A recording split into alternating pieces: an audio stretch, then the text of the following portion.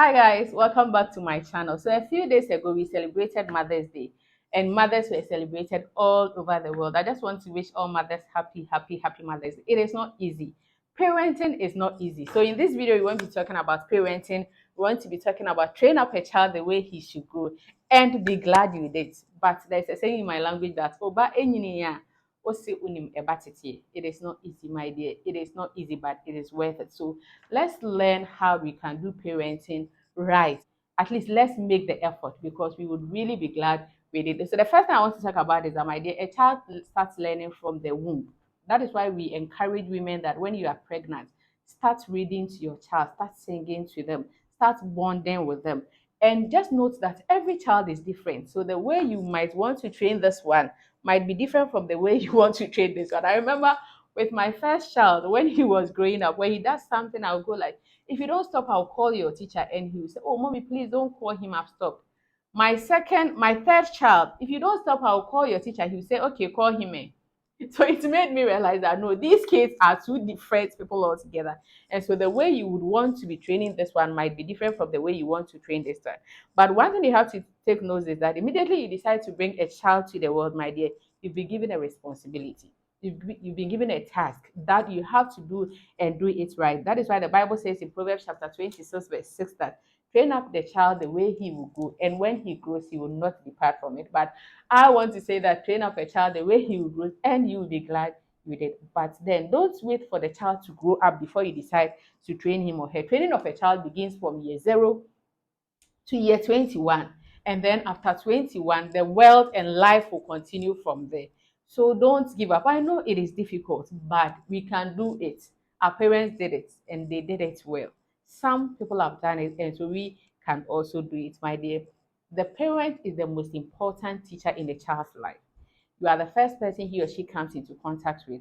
You teach him how to walk, you teach him how to run, you teach him how to eat, you teach him how to sleep, you teach him how to do everything.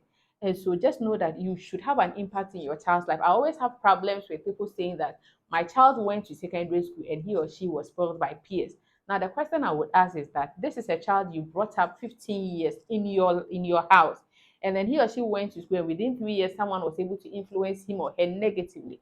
Why is it that he or she was not able to influence someone positively with the training you've given him or her in the house? So just know that you are the most important teacher in your child's life, and then you need to do it and do it well. My dear, always balance discipline with love. Let me take this woman for example, Susanna Wesley. I know you've heard of her. She's the mother of John and Charles Wesley. This woman gave birth to 13 children.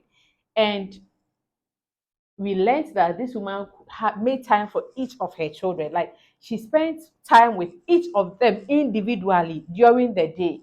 It's not easy. 13. We have two, we have three, and it's not like, my dear, it is not easy. Sometimes you wake up in the morning, you talk from morning to evening, you shout to stop, won't you stop, sit down, and these children would not even mind you. But then we have to add discipline to love. You don't have to be so disciplined that you don't show love to your kids, so that when they go out and someone shows them tiny love, they feel accepted, they feel loved there. When we were growing up, when our parents tried to discipline us, what came to our mind is that this man doesn't love me, because in a way maybe they concentrated much on the discipline. My part of the world, we Africans, we Ghanaians, our parents, I don't even remember the last time my mom held my hand and told me, baby, I love you. If she had done that, she had done that when I became an adult, but as a child I don't remember it. And this is something that we have to learn how to do. So you see, when you take the animal duck and the duckling, when the duck reproduces the duckling, 2 days the duckling starts following the duck to where it can get water to drink. And when the mother doesn't show the duckling where it can get water, anything that tries to move, the duckling tries to follow it. So when we want to learn a lesson from this, when you don't teach your children what to do, when you don't show them love, when anybody tries to show them love, especially when they become teenagers, they want to follow the person. There are three ways that you can teach your children. The first way is by what you do. I remember when my first child was growing up, when he started talking, I was working with him and then someone asked me, Madam, it is saying, and then I said, Nyamiadum. I just said that. The next time when someone asked my child, it is saying, and he said, Nyamiadum. And I was like, I didn't sit him down to tell him that when someone asks you, how are you, tell the person by God's grace. But because someone asked me, how am I, and I said by God's grace, he learned that, he heard me saying that. And so the next time when someone asked him, he said exactly the same thing. So our children learn by example. When you wake up in the morning and your child sees you praying, when he or she wakes up in the morning, he would remember that this is what my mom used to do, and so this is what my dad used to do, and so I would also have to do the same. So please, children learn by example. The second way that children learn is by attitude, your reaction, how you react to people. When you are angry, how do you talk? When you are driving and then someone plays you careless, how do you react at that instance?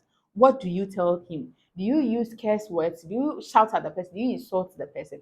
And by that attitude, your child, if your child is in the car, he or she will be looking at you. And the next time he or she encounters a similar situation, he or she will do that. The next thing is that children learn by words. That is when you sit them down and you talk to them. I remember when my child was growing up, I used to call my husband Honey. We went to church and someone asked him, "What's your father's name?" And he said, Honey. So you can also sit them down and tell them, do this, do that, do that. Let's read something from Philippians chapter 4, verse 8 to 9. Finally, brethren, whatever is true, whatever is honorable, whatever is right, whatever is pure, whatever is lovely, whatever is of good repute, if there is any excellence and if anything worthy of praise, let your mind dwell on these things, the things you have learned and received and heard and seen in me. Practice these things, and the God of peace shall be with you. So if you're a parent, my dear, you have to practice things that are honorable, that is right, that is pure, that is lovely, that is of good repute, so that your children can learn from you. Because your children learn honesty, they learn love, they learn decency, they learn character from you, the parent. Listen to Deuteronomy chapter 6, verse 6 to 9. Then God said, and these words which I command thee this day shall be in your hearts, and you shall teach them diligently unto your children. My dear, it should be in your heart first before you teach them to your children. So if it is not in your heart, you can't teach them to your children. That is it. So these things that are honorable, these things that are pure, these things that are right, you, the parents, should have it in your heart before you can teach to your children. The solid investment you can also give your children is time. Make conscious effort to spend time with them. Yes, I know we are so busy, but we have to spend time with our kids, sit down with them, ask them how was school, ask them what is going on in their lives, let them talk to you. Then when they also do something good, let's appreciate them, let us reward them for doing something good.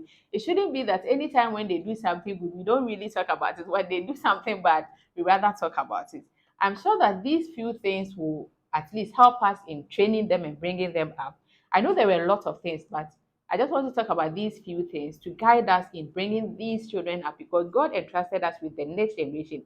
And however the next generation turn out, most of them depends on us. Thank you so much for watching this video to the end. I wish you all the best in this parenting responsibility that has been given to us. And then I know we can make it. In fact, both of us can make it. Thank you so much once again. Kindly subscribe to my channel if you haven't done that.